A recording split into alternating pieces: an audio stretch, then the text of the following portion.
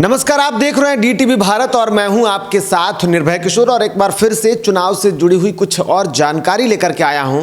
लेकिन आज जानकारियों के बीच में कुछ हमारे जो दर्शक हैं उनका सवाल भी है, उनके सवाल का भी मैं जवाब दूंगा। और साथ ही साथ जो आपने प्यार और सहयोग दिखाया है पंचायत चुनाव से जुड़ी हुई खबरों को लेकर के, जो आपने हम पर भरोसा जताया है, उन सभी दर्शकों का धन्यवाद करूंगा। उन सबके नाम लूंगा और सबके बारे में बताऊंगा कि किसने क्या कहा है। लेकिन उससे पहले दरअसल जानकारी ये है कि अब चुनाव की तारीखों को लेकर के जो संशय अब तक कायम है, यानी कि 20 अगस्त क्या सच मायने में चुनाव के तारीखों का ऐलान हो जाएगा, इस पर अभी भी मुहर नहीं लगी है। और अब तक जिस पत्र के बारे में कहा यह जा रहा था कि जो पत्र पंचायती राज विभाग को सौंपा गया है, जो पंचायती राज विभाग के जो प्रधान सचिव हैं अमृत लाल मीणा, उनको पत्र गया था। और उस पत्र के बाद अब ये कहा जा रहा था कि उस पत्र के लीक होने के बाद तारीखों में परिवर्तन हो सकता है। लेकिन अभी इस तरीके की कोई जानकारी नहीं आई कि क्या उस पत्र को खारिज कर दिया गया या फिर उस पर किसी भी तरीके की सफाई। लेकिन ये बात जरूर सामने आई है कि उस पत्र को लेकर के राज्य निर्वाचन आयोग ये जानकारी जरूर जुटा रहा है कि वो पत्र आखिर में अगर लीक हुआ तो हुआ कहाँ से।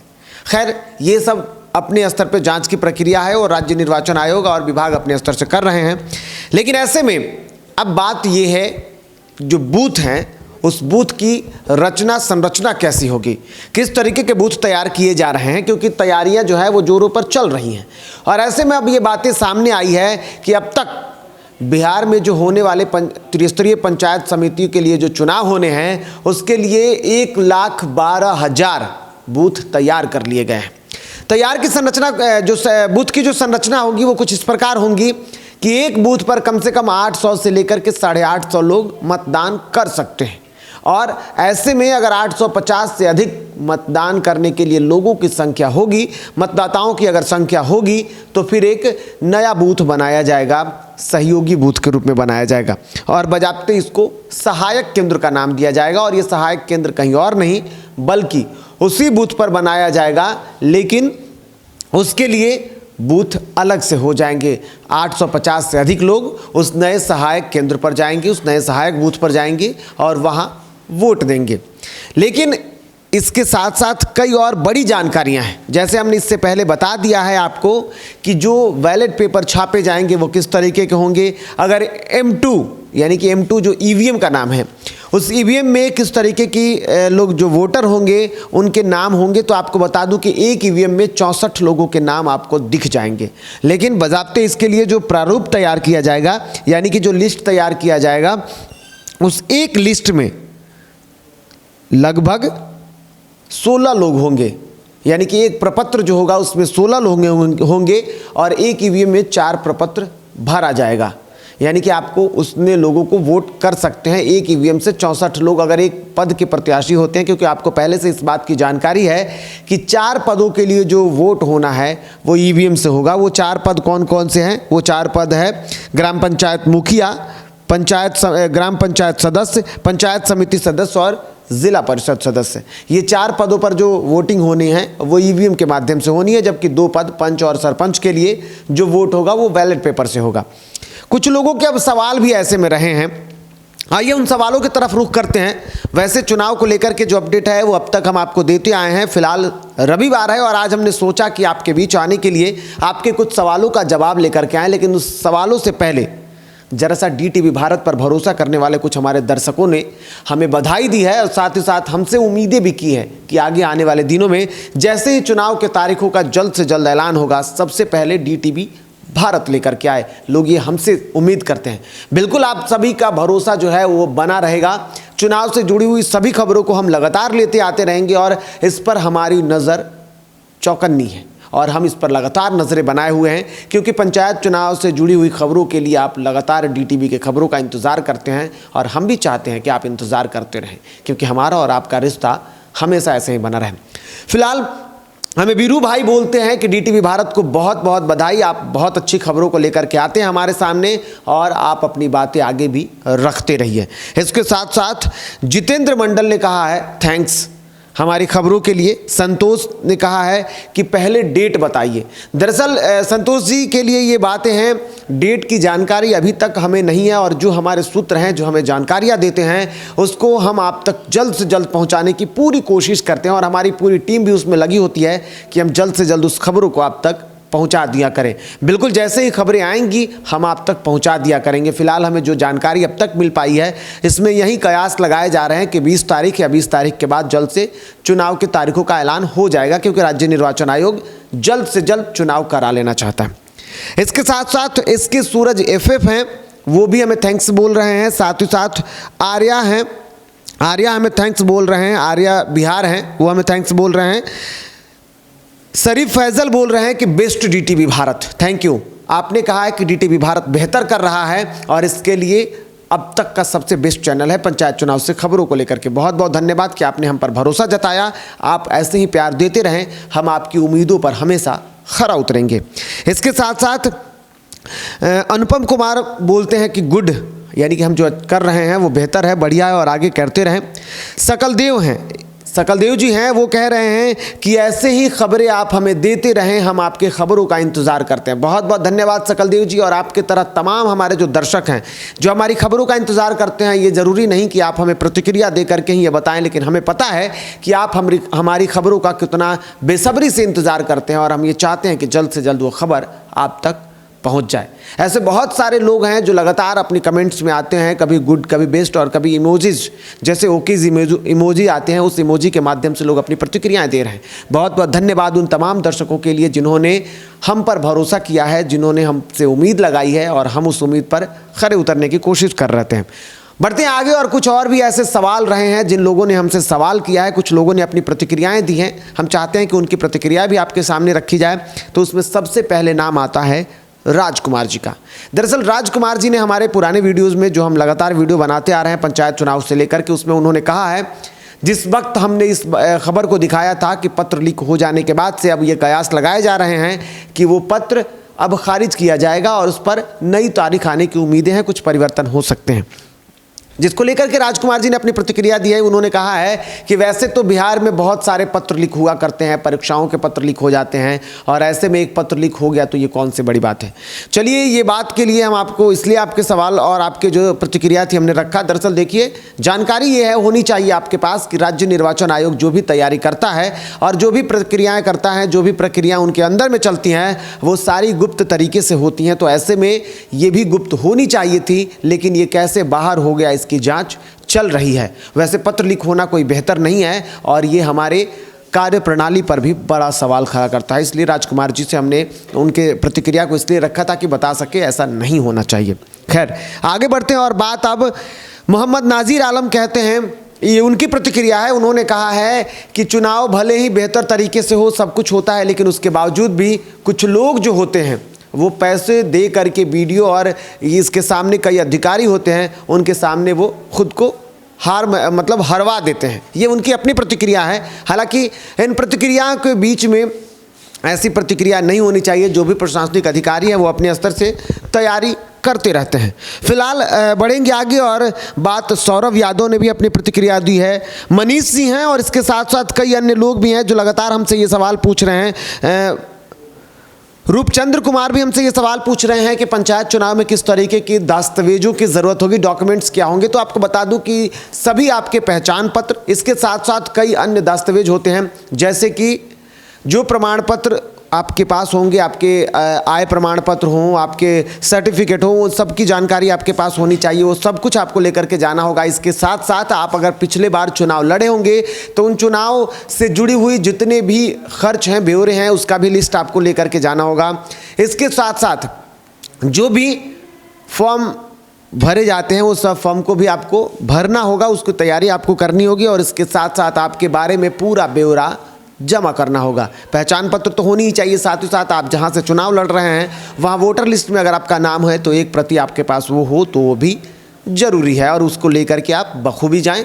बाकी अन्य की बातें अगर की जाए तो जिस तरीके से लगातार ये खबरें आती रही हैं कि अगर आप एक प्रत्याशी होने वाले हैं और आप चुनाव लड़ने वाले हैं तो आपको कोरोना वैक्सीन लेना जरूरी होगा। तो अगर आपने अब तक कोरोना वैक्सीन नहीं लिया हो तो जल्द से जल्द ले लें, क्योंकि कोरोना वैक्सीन लेने के बाद कोरोना वैक्सीन का जो प्रमाण पत्र आपको मिल रहा है वैक्सीनेशन के बाद, वो प्रमाण पत्र भी आप अपने पास जरूर रखें, ये आपके लिए ज़रूरी हो सकता है। साथ ही साथ आपके ऊपर किसी भी तरीके की कोई मामले दर्ज ना हो, अगर हो तो उसकी जानकारी आपके पास होनी चाहिए और उसका ब्यौरा भी आप ले करके जा सकते हैं। साथ ही साथ आपको बता दूं कि अब्दुल नासिर राही पूछ रहे हैं कि अररिया में मतदान कब होगा। देखिए, अब तक चुनाव के तारीखों का ऐलान नहीं हो पाया है, इसलिए अररिया में मतदान कब होगा इस बात की जानकारी हमारे पास भी नहीं है। लेकिन ये बात हम लगातार कहते आए हैं कि राज्य निर्वाचन आयोग के अनुसार अभी तक बिहार में 18 जिले हैं ऐसे हैं जहां पर बाढ़ की स्थिति है और बाढ़ के विभीषिका के बीच में ये कहा जा रहा है कि चुनाव जो होगा और चुनाव की जो तारीखें तय की जाएंगी, निर्धारित की जाएंगी, वो सब बाढ़ प्रभावित क्षेत्रों को देख करके। तो अगर अररिया बाढ़ प्रभावित क्षेत्र के अंदर में आएगा तो राज्य निर्वाचन आयोग तय करेगा कि उस पर कब तक चुनाव होना है। लेकिन अगर जो भी बाढ़ प्रभावित इलाके होंगे वहां पर अक्टूबर और अधिकतर जो होंगे वो नवंबर में होंगे, क्योंकि नवंबर में भी लगभग 3 ऐसी तारीखें हैं, 7 नवंबर, 15 नवंबर और 25 नवंबर जो है वो नवंबर महीने में चुनाव की तारीखें हैं। तो ऐसे में नवंबर महीने में चुनाव जा सकता है। इसके अलावा और भी बहुत सारे लोग हैं। रविराज पूछते हैं कि कितने चरण में सीतामढ़ी में मतदान कराया जाएगा। रविराज वैसे लगातार कमेंट करते आए हैं और रविराज ने लगभग 3-4 कमेंट्स किए हैं। उन्होंने रीगा के बारे में पूछा है, रीगा विधानसभा क्षेत्र 23 के बारे में पूछा है कि वहाँ कब चुनाव होगा। देखिए, सीतामढ़ी वैसे तो बाढ़ प्रभावित है फिलहाल और यहाँ पर चुनाव कब होंगे इस बात की जानकारी हमें नहीं है। जैसे ही तारीखों का ऐलान होगा और ये विस्तार से जानकारी मिलेगी कि सीतामढ़ी में कब चुनाव होगा, कितने चरण में चुनाव होगा, आपको जरूर बता देंगे। साथ ही साथ उन्होंने पूछा है कि जो कलर होंगे, किस किस रंग के जो ईवीएम में जो कागज़ लगाए जाएंगे उसमें किस किस कलर के कागज़ इस्तेमाल हो रहे हैं। तो आपको बता दूं कि अब तक जो कागज़ों का इस्तेमाल हो रहा है इसमें से मुखिया पद के लिए हरा रंग का कागज़ इस्तेमाल होगा, ग्राम पंचायत के लिए काला रंग का कागज़ इस्तेमाल होगा, पंचायत समिति सदस्य के लिए नीला रंग का कागज़ इस्तेमाल होगा और जिला परिषद सदस्य के लिए लाल रंग का कागज़ इस्तेमाल होगा। बाकी 2 अन्य पद यानी कि पंच और सरपंच की जो अगर बात की जाए तो पंच और सरपंच के लिए संभवतः उजले कलर का कागज़ इस्तेमाल होगा और उस पर काले कलर की छपाई होगी, जो कि आपको वोट करने के लिए मिलेगा। इसके साथ साथ और भी सवाल है। चार्ली हमसे पूछते हैं कि 4 अक्टूबर से हम बोल रहे हैं, लेकिन असल में 4 अक्टूबर तारीखें नहीं है। आपको बता दूं चार्ली जी, आपने कुछ और भी बातें लिखी हैं, उसका हमने जिक्र नहीं किया है, लेकिन आप ये कह रहे हैं कि चुनाव की तारीखें। हमने जो भी बातें की हैं, जो भी जानकारी हमें मिली है, वो राज्य निर्वाचन आयोग से हमें जो जानकारी मिल रही है, हमें वही जानकारी आप तक परोस रहे हैं। हम अपने से कोई खबरें नहीं बना रहे हैं और ऐसे में हमें 20 सितंबर से पहले चरण के चुनाव की जानकारी मिली है और हम आपके सामने वो लगातार रखते आ रहे हैं कि 20 सितंबर, 24 सितंबर, 4 अक्टूबर, 6 अक्टूबर, 18, 22, इसके साथ साथ 31 अक्टूबर और नवंबर महीने में 7, 15 और 25 नवंबर को चुनाव हो सकते हैं। यानी कि बिहार में कुल 10 चरणों में चुनाव कराए जाएंगे। इसके साथ साथ आपको बता दूं कि कोरोना को लेकर के जो बातें लोग लगातार कह रहे हैं, अब्दुल्ला साहिल कह रहे हैं कि कोरोना का टीका लगवाना जरूरी है। बिल्कुल, कोरोना का टीका लगवाने की बातें आई थी और वो लगवाना जरूरी है और अगर आपने नहीं लगवाया होगा तो वो जरूर लगा लें। अगर ये दस्तावेज आपको उस वक्त नहीं भी लगेंगे तो भी ये आपके लिए ज़रूरी है, क्योंकि आप अगर प्रचार करने निकलेंगे तो आप किसी को संक्रमित ना कर दें अगर होते हैं तो इसलिए ये ज़रूरी है। हालांकि प्रमाण पत्र की बातें कही गई हैं, लेकिन अब तक दोबारा से इस बात में कोई जानकारी नहीं मिल पाई है कि आपको प्रमाण पत्र लेकर के जाना ही होगा। इसके साथ साथ आपको बता दूं कि दीपक सर जो हैं वो बोल रहे हैं, उनकी बातें हमने इसलिए रखा क्योंकि अगर कुछ लोग अच्छा कहते हैं तो कुछ लोग बुरा भी कहते हैं। दीपक सर बोलते हैं कि हम कुछ भी बोला करते हैं। बिल्कुल, अगर आपकी ये बातें ऐसी हैं तो आपने कभी हमारे वीडियोस को पूरी तरीके से नहीं देखा है। हमने हर खबर को विस्तार से दिया है। कुछ खबरें ऐसी भी रही हैं जिसको हमने देर से भी दिया है, लेकिन जब तक उस खबरों पर हमारी पूरी पकड़ नहीं हो पाई है, जब तक उस खबरों को प्रमाणित हम नहीं कर पाए हैं कि सच मायने में ये खबर सही है, तब तक हमने किसी भी ऐसे खबर को आप तक परोसने की कोशिश नहीं की है। तो दीपक सर, आपने अगर ऐसा कहा है कि हम कुछ भी बोला करते हैं तो आप खबरों की जानकारी ले लिया करें, क्योंकि हम जो खबर आप तक लाते हैं उसमें पूरी भरोसे के साथ आप तक लाते हैं ताकि कोई खबरें गलत नहीं होनी चाहिए। इसके साथ साथ पूर्णिया में कब चुनाव होगा इस बात की जानकारी जैसे ही चुनाव की तारीखों की घोषणा होगी हम आपको बता देंगे। ये आसिफ ब्लॉग के तरफ से ये कमेंट किया गया है और उन्होंने बोला है। कृष्णा महतो कहते हैं, उनका एक बड़ा सा सवाल है। कृष्णा महतो जी कहते हैं कि मेरी वाइफ वार्ड सदस्य बन जाती हैं और अगर सरकारी नौकरी हो जाती है तो। बिल्कुल ये बड़ा सवाल है, और अगर आप एक पद पर बन जाते हैं तो दूसरा पद आपको छोड़ना पड़ता है, ये सभी को जानकारी है। तो वैसे में अगर आपको एक पद मिल जाता है तो दूसरे पद से आपको त्यागपत्र देना ही होगा, उसमें से दोनों में से कोई ही एक आपको इस्तेमाल कर सकते हैं। लेकिन वैसे भी अगर सरकारी नौकरी में जाने से पहले कुछ ऐसे व्यवधान होते हैं, जैसे कि अगर आपके हाथों में हो और आप अगर वार्ड सदस्य बन जाती हैं और उसके बाद अगर आपको उसका लाभ मिलते हुए कोई सरकारी नौकरी मिलती है तो इसमें व्यवधान ना हो तो फिर भी आपको एक पद छोड़ना होगा। ये आपका सवाल था। इसके साथ साथ राकेश हमसे पूछते हैं कि पश्चिमी चंपारण में चुनाव कब होगा। राकेश जी, चुनाव के तारीखों का अब तक ऐलान नहीं हुआ है। जैसे ही चुनाव के तारीखों का ऐलान होगा हम आप तक उस खबरों को पहुंचाने की पूरी कोशिश करेंगे और लगातार हम इसमें लगे हुए हैं कि जल्द से जल्द चुनाव की तारीख की घोषणा हो जाए और उसके बाद हम वो जानकारी आप तक जल्द से जल्द लेकर के आ जाएं। बाकी लगातार हम आपको ये बताते आए हैं कि चुनाव के तारीखों के लिए राज्य निर्वाचन आयोग अपने स्तर से पूरी कोशिश कर रहा है। अपराधी छवि के जो लोग हैं उनके लिए भी प्रशासन अपने स्तर से लगी हुई है और जो भी लोग आपराधिक छवि के हैं उनकी लिस्ट तैयार कर दी गई है। कुछ लोगों के घरों पर अब तक तो लेटर जा चुका है, यानी कि जो नोटिस जाता है वो नोटिस अब तक जा चुका है। कुछ लोगों के पास अब तक नोटिस नहीं पहुंचा होगा तो उनके पास जल्द ही नोटिस पहुंच जाएगा, यानी कि जो लोग अगर लिस्ट में शामिल होते हैं तो। वैसे इसके साथ साथ बाकी अगर राज्य निर्वाचन आयोग की बात करें तो राज्य निर्वाचन आयोग जो है दीपक कुमार खुद इस पूरे मामले को देख रहे हैं, बखूबी वो समझने की कोशिश कर रहे हैं। कोषांग का गठन हो गया है और इसमें निर्वाची पदाधिकारी, सहायक निर्वाची पदाधिकारी, नोडल पदाधिकारी और कर्मियों की प्रतिनियुक्ति हो गई है। 20 तारीख तक ये कयास लगाए जा रहे हैं कि जो ट्रेनिंग की प्रक्रिया होंगी वो भी लगभग पूरी कर ली जाएंगी। और इसके साथ साथ आपने आपको बता दिया कुछ और भी जानकारी जो आप लगातार जानते आए हैं, कुछ लोग पूछते भी आए हैं, कुछ लोगों ने नहीं पूछा है, तो एक बार फिर से उसको हम रिपीट कर देते हैं। दरअसल जो पद होंगे उस पद के लिए अगर आप नामांकन करने जाते हैं तो आपको कितना खर्चा देना होगा, तो आपको बता देता हूं कि मुखिया और सरपंच समिति सदस्यों को 1000 रुपए देने होंगे। अब तक इसमें कोई परिवर्तन की बातें नहीं कही जा रही हैं। अगर परिवर्तन होता है तो उसमें जल्द से जल्द हम आप तक जानकारी लेकर के आएंगे। इसके साथ साथ पंच और वार्ड सदस्य जो होंगे उसके लिए 250 रुपए लगेगा, जबकि जिला परिषद को 2000 रुपए देने होंगे। लेकिन एक और जानकारी, अगर जो लोग आरक्षित कोटे से आते हैं जैसे ST SC या फिर अन्य लोगों को जो कोटा मिलेगा अगर इस चुनाव के दरमियान, तो वो लोग जिस कोटे से आते हैं उनको 50% ही चार्ज देना होगा। यानी कि अगर 2000 जहां लगता है वहां 1000, जहां 1000 लग रहा है वहां 500 और जहां 250 रुपए लग रहे हैं वहां उसका आधा 125 रुपया देना होगा। ये नामांकन की प्रक्रिया होंगी। और इसके लिए आपको एक चीज़ और जानकारी दे दूं जाते जाते कि बिहार में जो चुनाव होने वाला है त्रिस्तरीय पंचायत चुनाव, इसके लिए वैसे तो लाखों कैंडिडेट चुनाव में अपने भाग्य को आजमाते हैं, लेकिन 8387 मुखिया और सरपंच चुने जाते हैं बिहार में।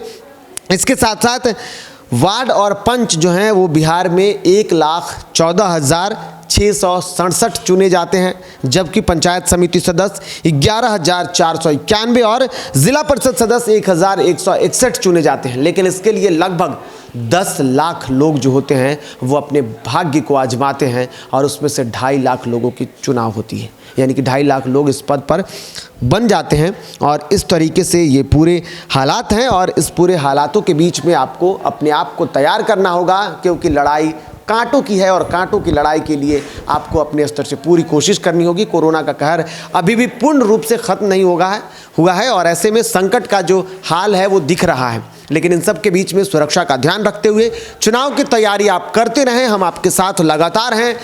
जो भी खबरें होंगी, जो भी अपडेट्स होंगे, हम लगातार आप तक लेकर के पहुंचते रहेंगे। चाहेंगे कि आप अपनी तैयारियों में जुटे रहें और हम आपका अपने स्तर से सहयोग करते रहें और आप भी हमारे साथ जुड़ें। आप जुड़ सकते हैं अन्य माध्यम में, आप हमें फ़ोन कर सकते हैं, आप हमें कमेंट्स कर सकते हैं और आपके कमेंट्स में जो भी सवाल होंगे उस सवाल का बखूबी हम जवाब देने की कोशिश करेंगे। आपकी उम्मीदों पर भरोसा उतरने की पूरी कोशिश करेंगे। लेकिन फ़िलहाल यहाँ मुझे दीजिए इजाज़त। नमस्कार।